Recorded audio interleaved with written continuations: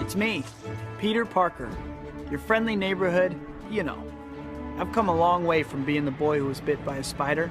Back then, nothing seemed to go right for me.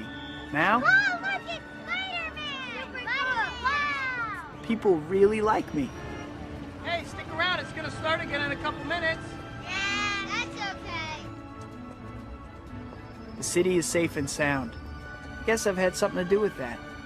My Uncle Ben would be proud.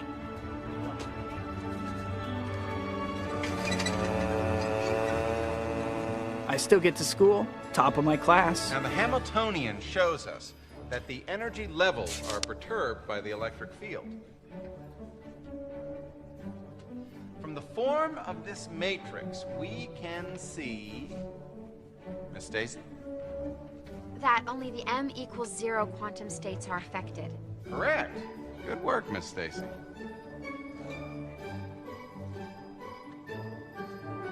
Parker? You got something to add? Oh, sir.